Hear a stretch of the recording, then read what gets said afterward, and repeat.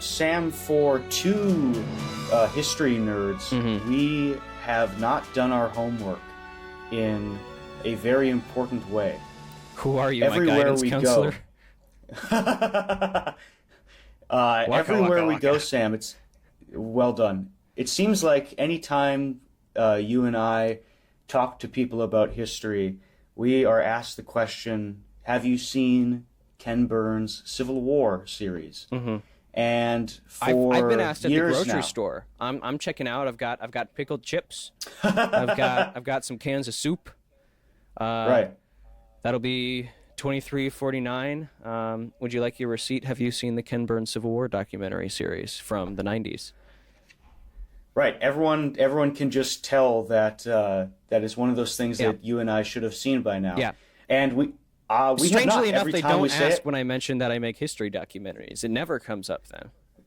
it's just at the grocery store. Yeah. Yeah, it's weird how that turns out. I was at my doctor's office. There was a medical incident over the summer, and I went in. I'm waiting to see, if anything's coming back from the ultrasound, because I had a small injury, and I was waiting to hear if it was something serious. And he comes in and Sam, I've got a few questions for you, and instantly starts talking about Ken Burns. It took 30 minutes Right. about him raving about these documentary series for him to say, "Oh, but you're fine, by the way. We don't need to operate." Yeah, I was buying a skateboard last fall, and same story. This guy, he was all tatted up. He had rings Like a dangling skateboarder. from his ears, and Yeah. like something perhaps like a skateboarder, perhaps. A big purple mohawk, and I was just trying to buy a skateboard from him, and all he could talk about was the framing devices and cinematography of Ken Burns and the southern drawl of Southern historian Shelby Foote. Yeah. But I had to sit there, looking like an infant, and I just had to admit that I had never seen it. Yeah. And it was embarrassing. So you and I, Sam, we've decided to come together and get this over with, and finally see the Ken Burns Civil War series. We are here to repent. We are here to repent, to apologize to all those, all of our universe. doctors, to the universe, our Zumba instructors, and our politicians and leaders, and Actually, the doctor who delivered me, first conversation I had, right out the gate, they made very clear the expectations. So we have failed, and now we're here to do better. So Sam, we both watched episode 1 of Ken Burns' Yes. The Civil War. yes, this morning. which I should say, I think I've at the very least seen the first 45 minutes, because I'm pretty sure this is one of the things that every history teacher starts showing the class at some point, whether it's like the last day of the quarter or there's a sub that day. It's this. There's a documentary about wolves in Yellowstone, and something about the Lewis and Clark expedition. It's these three that I find social science teachers tend to have just on standby, locked and loaded. They just keep it in the DVD player so that the sub doesn't have to figure out how the DVD player works. Or the VHS player. Or the depending VHS on player. which school district you're in. Yeah, correct. Yeah, when I went to that charter school, it was a hand crank film reel. Yeah. Right. And honestly, that's about how old this series is. It's been around for a long time. It's been influencing people on the Civil War for. Let me see. I don't actually know when the first episode came out. Episode 1 of Ken Burns' Civil War series came out in 1990. Yep, that's Yeah. right. So actually, just a few years after the Civil War. He was Yeah. actually outside Appomattox, but he's always had the bowl cut, and he's ageless. Yeah, that's right. He's ageless. Honestly, there are pictures of him from 1990, and he pretty much looks exactly the same. No, today. I've he seen, wears, like- he wears the same red button down too. Yeah, there were I've only ever interviews- seen him wearing a red button down. There were interviews for when the Vietnam series came out, and Yeah. I was like, "That's Ken." I definitely imagined a very small old man at this point, but no, he looks like maybe he will probably keep doing this for another 50 years. I have no idea how old he actually is. But Yeah, I have no clue. I think if there's anyone that America's medical resources will go to keep alive, I think it will be the cultural institution that is Ken Burns. And Ken Burns is a big deal too. Logan, we were joking before, or at least I was joking about all the places that I've been asked. But when we talk about producing history documentaries, inevitably it comes up, oh, so you want to be like Ken Burns, or you want to do you Right. want to be the next Yeah. Ken Burns? Have you ever thought about reaching out to Ken Burns? It's like, yeah, I've got him on speed dial. But he is incredibly influential. He really he was a pioneer of documentary movies and documentary television. Yeah. A great example of what can be done to influence the zeitgeist, influence the conversation, and largely through public television, through public media.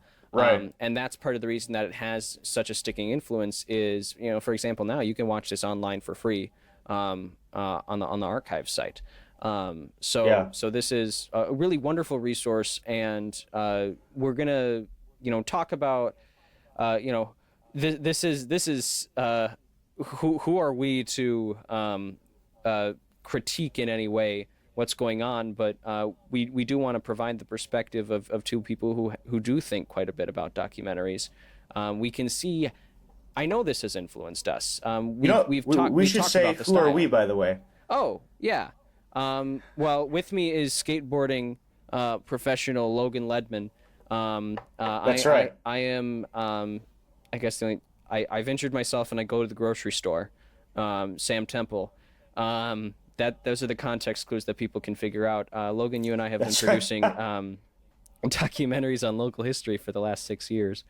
And you know, with varying quality, to be sure, but I think as we go, I do think that the arc of quality is long, but a bend towards better. And our most recent stuff, I think, is the most Ken Burnsian because we actually put the effort in to find historic images to use. We've been making use. Yeah.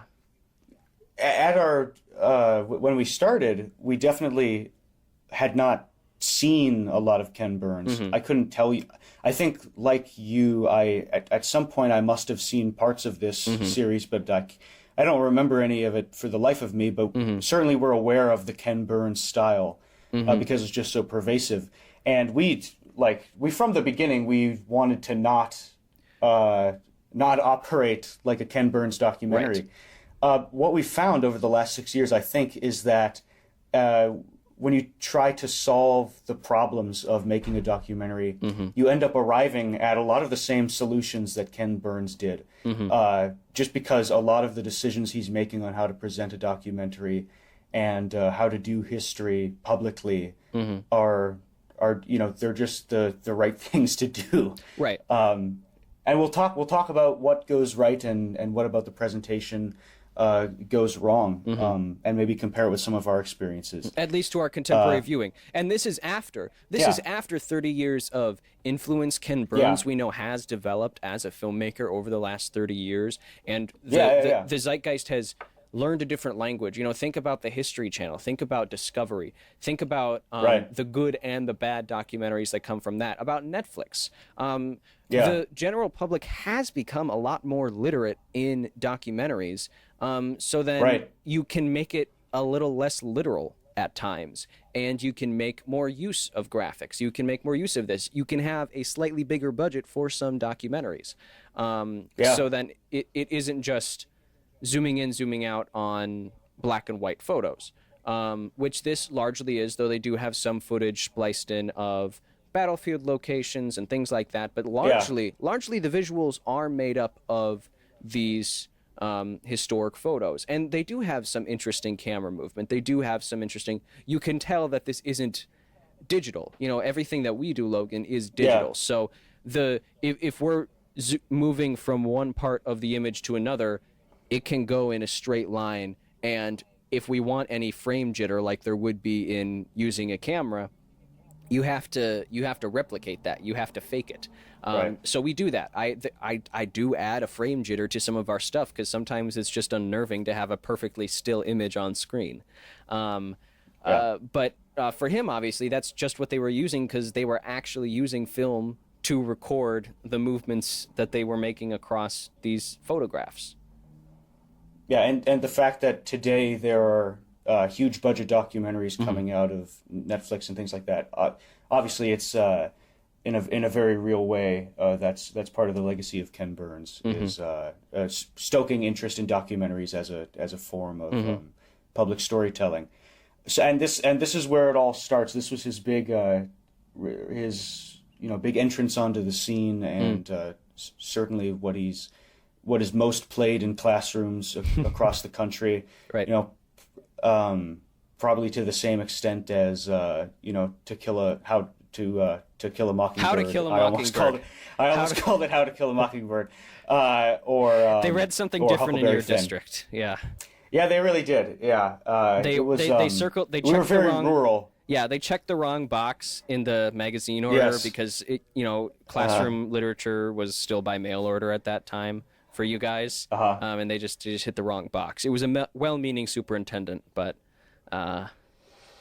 it's still a good book, and to this day, I can't look at a Mockingbird the same way. But so Ken Burns, The Civil War, it starts with this famous song, the Ashokan Farewell, and it's this tune that is now, it stands in for the Civil War, just as much as any other Civil War song. And I remember learning last year that it is not a song from the Civil War.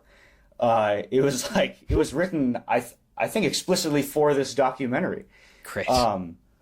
Yeah, and so that's a really interesting example for me. Is this I could try and replicate with my voice the sound of this song, but that would be very bad.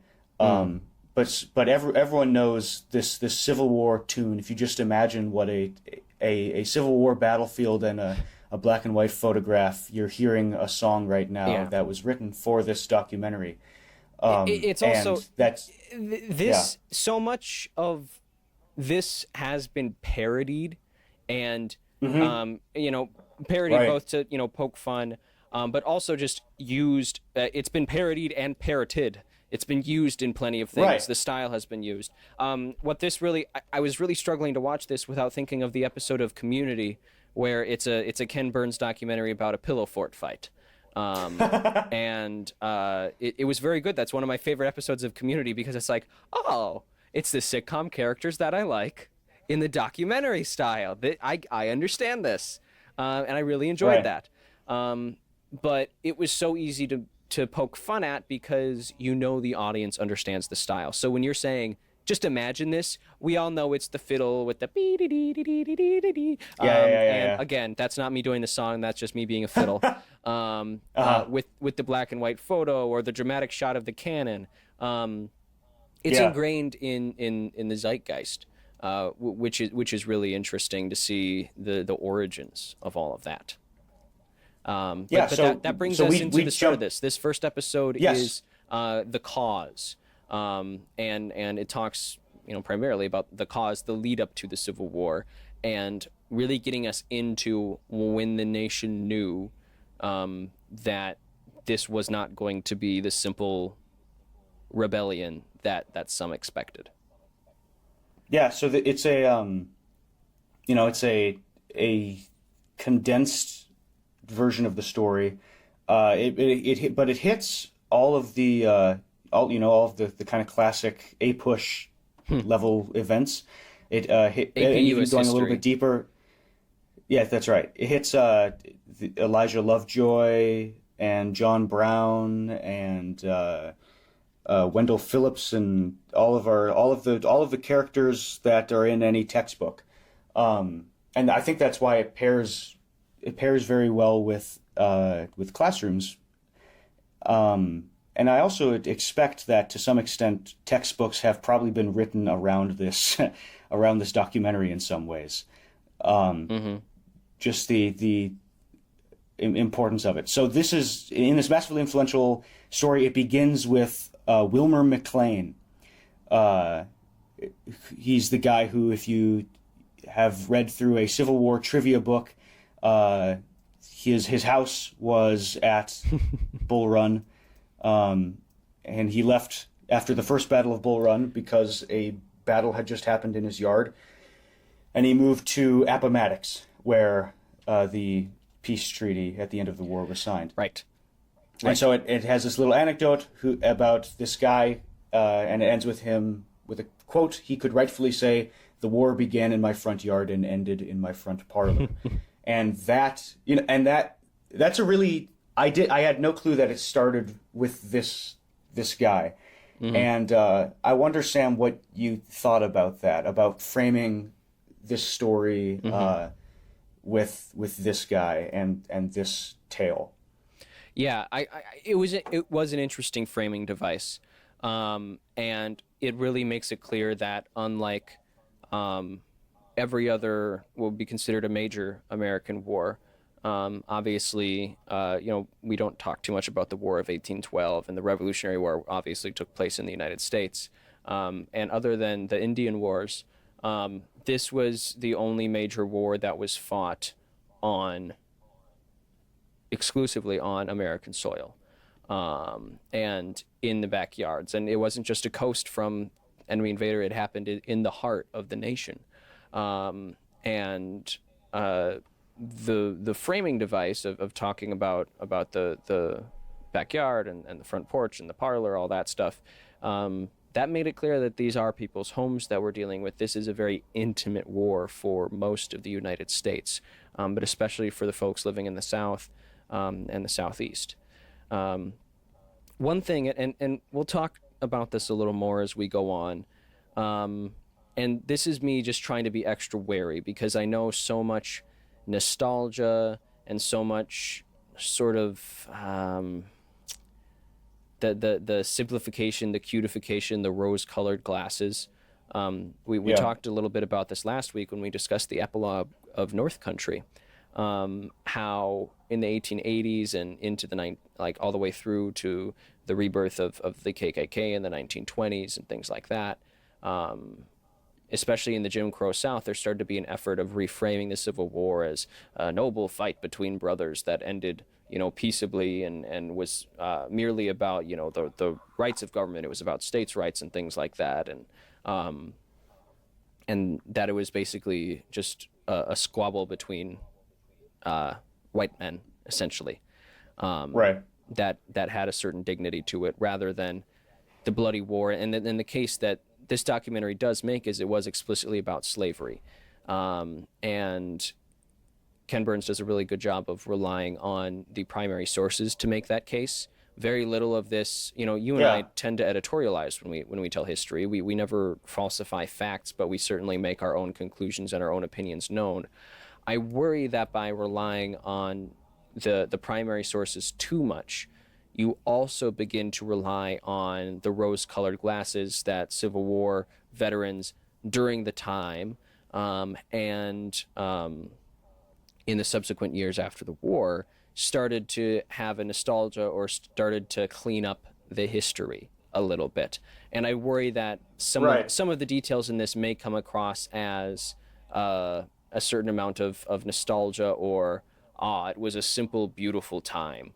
Well, it's interesting. Yeah, I think about very early on we get footage of Civil War veterans marching in parades on the 70th, 71st, for 75th anniversaries of battles like Gettysburg, and there's a really interesting clip of FDR accepting the creation of a monument to Civil War veterans, and discussing the bonds of brotherhood that have been rekindled now that it's been 75 years after the war. Right. And that people are a lot more literate about this, like you said now. But that idea, there's an element of truth to that, in that there was massive pushes for reconciliation among white Union and Confederate soldiers. But there's always the question of when you're framing a documentary, you can choose to start with a clip like that very early on about how the legacy goes on, or or you could start with there are books written in the 1910s and 20s by black authors talking about how the Civil War's legacy has been lost at that point, about how it's been forgotten, things like that. I actually so was it's, just so it's, I've started listening to the audiobook of Black Reconstruction in the South by W.E.B. Du Bois. And yeah, right. That's a great example. Yeah, and that was again a black author really trying to reclaim that narrative, making this is not just a white man's war about their squabbles. And Ken Burns talks about this with Harriet Tubman, talks about this with Frederick Douglass, how there was the push to make this that new birth of freedom, as the war later became. It was certainly about slavery for the South to begin with. And again, that's speaking for the governments that were formed. The governments were explicitly in the war to be for the preservation of slavery. And Ken Burns quotes Alexander Stevens there to make that point. Obviously, we can't say what the goal was for individuals. He also makes the point that Robert E. Lee was against slavery, but he still chose to fight for Virginia. That, I think, that point to me tends to be overstated, because being anti-slavery and disliking slavery are very different. I dislike plenty of things, but I'm not for abolishing them. Clearly, it didn't bother him enough to not put his life on the line for a rebellion that was explicitly about slavery. And again, by using that framing for Robert E. Lee, the most prominent, arguably, Confederate, to history, that frames it as it was. And he talks plenty about 4 million slaves in the United States and all of this going on. And other people have made this point obviously more eloquent than I have, and I'd argue more eloquently than Ken Burns. One of the things from the book Reconstruction in the South, there's a quote from John J. Chapman. There was never any moment in our history when slavery was not a sleeping serpent. It lay coiled up under the table during deliberations of the Constitutional Convention. Owing to the cotton gin, it was more than half awake. Thereafter, it was on everyone's mind, though not always on his tongue. And certainly, Ken Burns quotes him. Yeah. Oh, really? Quote in the doc. Yeah. Well, then I definitely remembered the quote. I mean, you make a very good point about kind of what you said at the beginning about how this documentary is speaking in a different language, and in some ways that makes it outdated, but in some more fundamental ways the framing is a little outdated too. You would expect that of a documentary from 3 decades ago, made by a prominent white videographer, but it's about this narrative. It is approximately what I think we learned in school, right? In a school district up in the north that was pretty well funded, and fairly socially progressive. Yeah, I grew up in Northfield, which is not it is the in-town part of Northfield is a very liberal part of town. There's 2 colleges there, and this is more or less pretty much exactly the history of the Civil War that I learned. So there are definitely some framing criticisms that would be made differently today, and it's worth talking about that, because I don't know that there has been another Civil War documentary on this scale and at this level made for the Right. last 30 years. Right. I'm not aware of a more recent definitive Mm. Civil War documentary. So if people are wondering what that would look like if it is to be created in the next 5 or 10 years and comes out, I would expect that this story will probably be told with more of a framing on uh, the experiences of the disenfranchised and on enslaved people. Um, there's been a lot of writing about the Civil War in the last 10 years, actually. There's been a lot of writing about the historiography of the Civil War and about what it means to us today. A lot that has been written well after this documentary came out, and a lot of it in response to this documentary as well. So that's another part of the legacy of this series, really, by Ken Burns. Not wholly to his credit, but certainly a lot of discussion about the meaning of the Civil War today was sparked by some of the choices he made, including the use of framing devices like that. I want to point out one really successful use of primary sources, though, and I think he uses primary sources very well. I agree. Yes. Certainly, there's with primary sources, like you said, you want to be careful that you're including context without inserting unnecessary bias. But you want to provide factual context to quotes.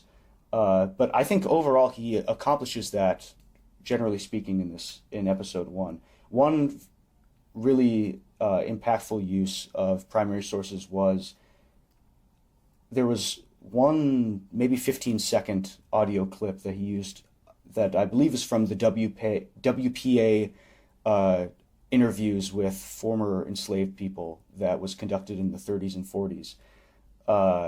The Works Progress Administration sent out people to track down and interview people who had been born into slavery, because in the 30s and 40s there were still, a little bit more than a handful, but still a significant number of people alive who had living memories of slavery. And he includes one of those audios of a man remembering his time in slavery and saying, if I thought I was going to go back there, I would run away and end it all. That he would never want to go back there. And hearing a human being talk about slavery, hearing with your own ears someone talk about their memories of slavery, is such an effective way to make it real and remind the viewer that it is not distant at all. There are people who follow our Facebook page who shared lifespans with the last Civil War veteran and with the last enslaved person to die, the last formerly enslaved person to die. It really is not that distant. And certainly the use of primary sources helps out a lot. But Sam, when we talked a little bit before recording this about this episode, you mentioned that you watched it in a little bit of a different way than the perhaps how most people have seen it. And I was wondering if you could explain why you chose to view it that way. Yeah. And what exactly you were doing. So the video viewer on the archive site where we watched this has an option to play it at the video at different speeds, I listen to my audiobooks pretty fast, so they continue to kind of, my attention is forced to stay on what I'm listening because I can't just daze out and jump back into it and not miss that much. I need to be listening and Sure. paying attention to it. So I'm used to hearing the human voice sped up sort of unnaturally. When I played it at 2x speed, when I played the Ken Burns documentary, I thought it wasn't working, because it sounded normal speed. I put it back to 1, and I've got a little bit here in our summary here.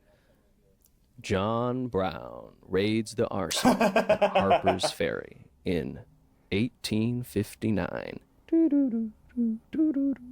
and is captured by Colonel Robert E. Lee. And it would be that for an hour 39. And I get it. I get it. You want people to be able to understand, you want people to be able to follow, everyone has different, English proficiency, everyone has different hearing ability, so you want to keep it at that pace, especially when you're throwing a lot of information at people. I get it. And I know in the YouTube age, or the TikTok age, whatever the kids are doing now, maybe I'm just used to that faster pace now, and I'm desensitized, and my attention span just isn't there. But oh my goodness. And I watch documentaries. I do. I watch other pieces, and I think it's remarkably slow. And that's part of why I think this is not super accessible. And to me, part of the reason that we wanted to avoid doing this style when we started was we wanted it to be more engaging for the viewer than the stuff we were watching in history class. From our 9th grade perspective, if history is only black and white pictures with violins and people reading really slowly, that's not going to necessarily engage people that weren't already interested in history. So that's where we were initially coming from. Now I think we've got a good blend now of those pieces, but we've even gotten feedback that when we lean more heavily on photographs, people miss some of that on-screen engagement. People, or even if it doesn't have B-roll from around the community, for example, we do a lot of local stories, so we can go out into the community to get relevant imagery. And that's more engaging for people because they see the contemporary alongside the historical.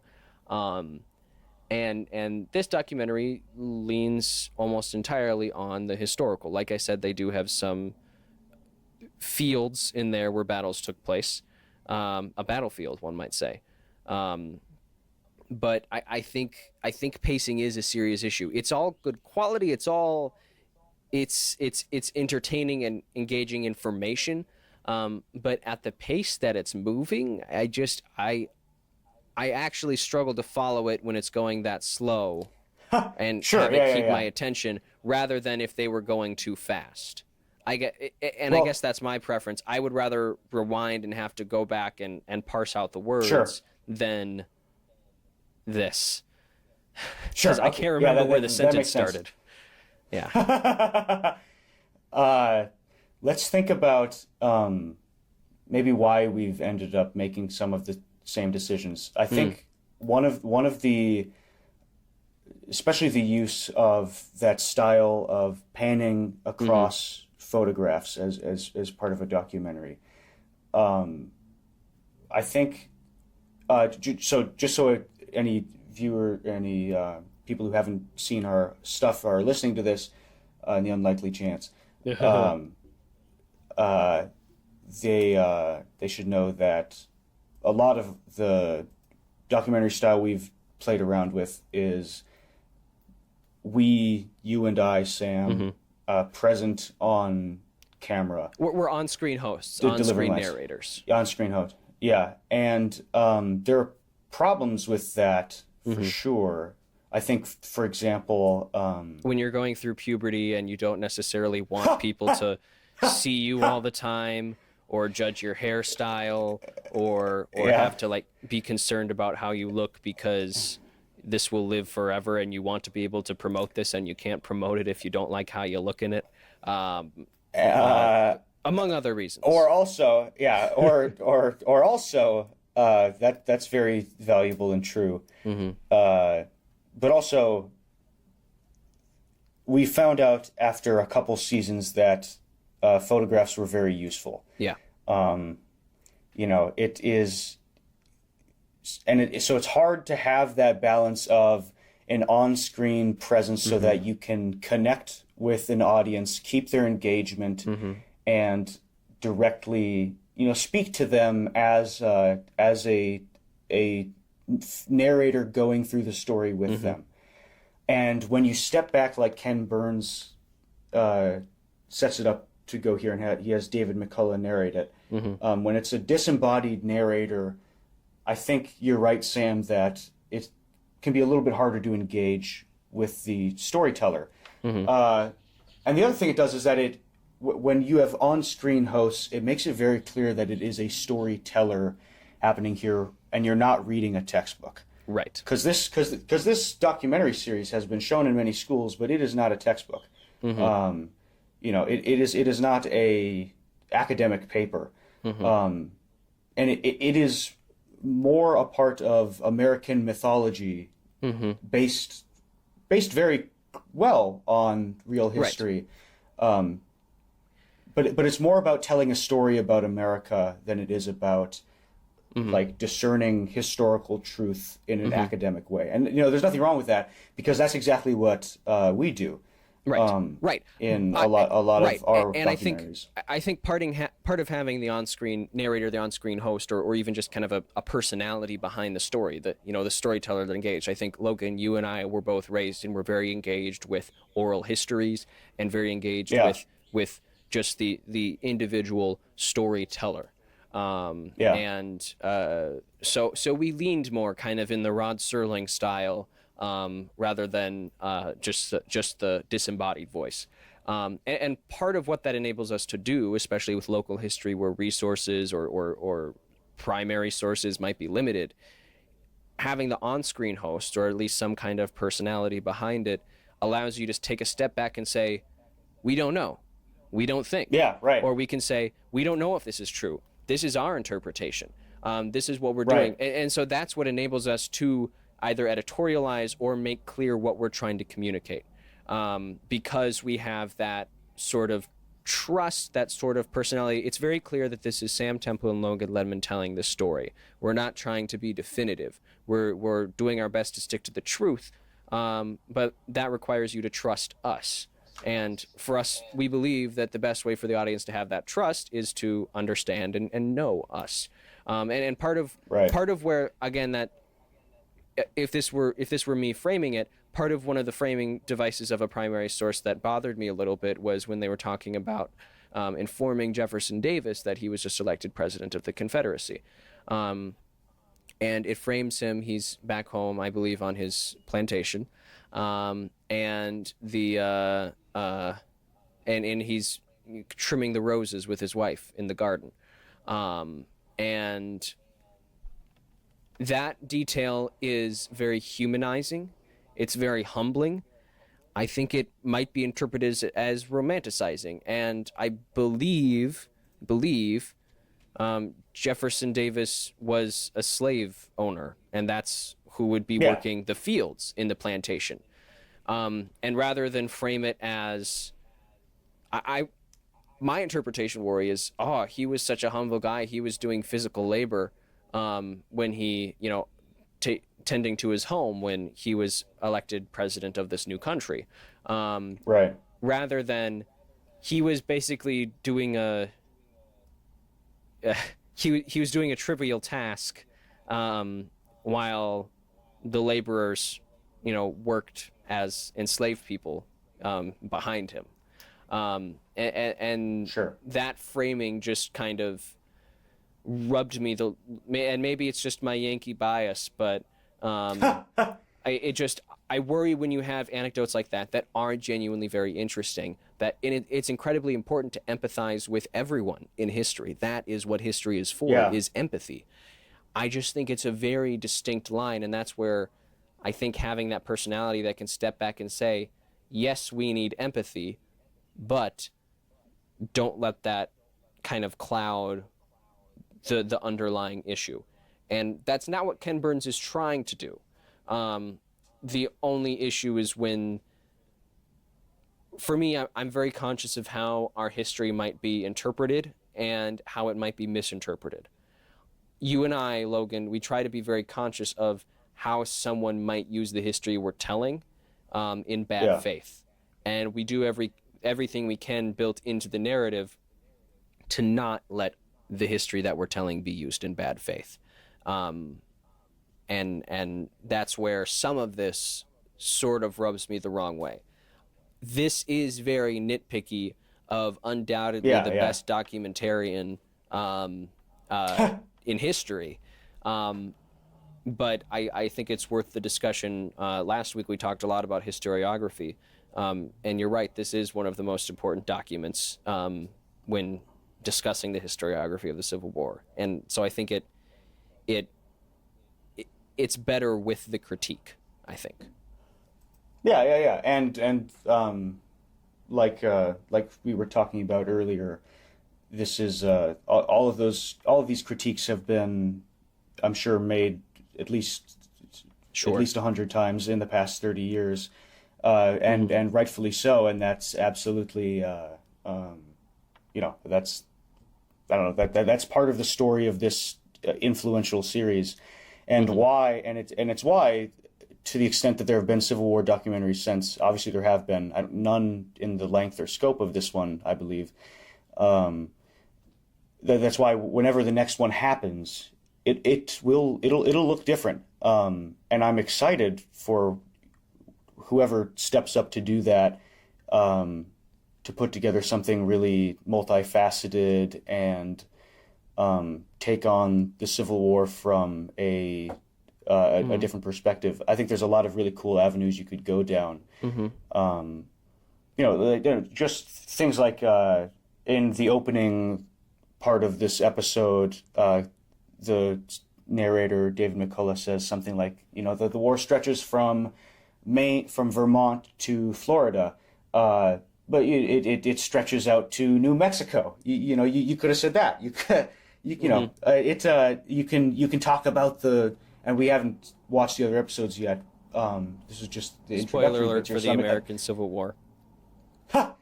I'm interested to see where else Ken Burns takes the story and what parts are left out, because there's so much to cover, obviously, with the Civil War, that I really have no clue what the rest of this looks like. I guess I assume it'll probably be pretty by the numbers normal history, and just because to me the by the numbers normal history of the Civil War that we've learned and culturally understood has been influenced by this documentary so much.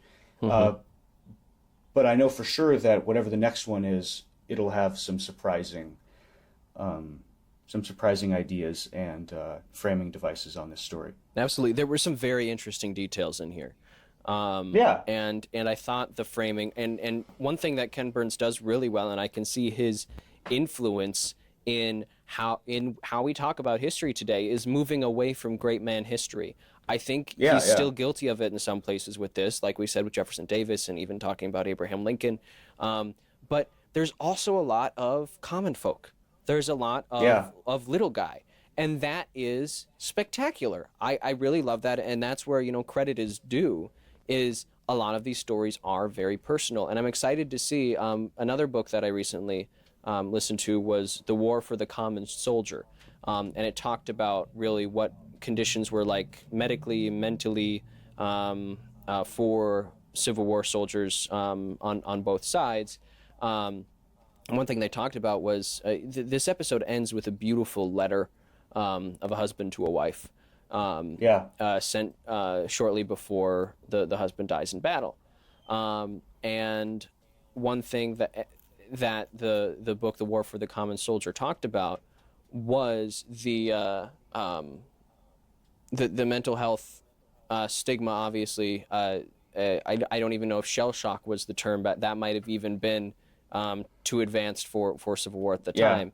But there was a lot of pressure, especially in letters, for soldiers to be stoic, to be strong, to show that they are not wavering in faith for the war effort. And the letter that we read is incredibly beautiful and incredibly moving. And I wonder whether Ken Burns will get into any of that, into the conflict that would have afflicted every soldier. But those primary sources from, if we're not doing big man history, little man history, I'm really excited to see how that continues to be used. Yeah, Ken Burns. That's one of the strengths of Ken Burns' documentary style. Is the other Ken Burns series that I've watched. I think it's the only other one I've watched the whole way through is his Vietnam War series. The National Parks one. That's one there that's constantly shown. The National Parks one. There you go. I saw his Vietnam War one, and that one was incredibly focused on individual experiences of people actually living through history, and he's very interested in that, and it comes through in this Civil War documentary as well. And I think we might be getting ready to wrap up here, Sam. So are there any final thoughts you have before next episode? We didn't really summarize much of anything. This episode takes us through the Battle of Bull Run, which was really the wake-up call for both sides that this wasn't going to be easy. It was brutal. Right. I really like the historians that they have on. They use them sparingly, but they are incredibly effective in the color that they bring to. Actually, quite literally, they're some of the only color footage in this documentary. Right. So that was very interesting. We met Stonewall Jackson. We met all these different characters. So it will be interesting to see where we go.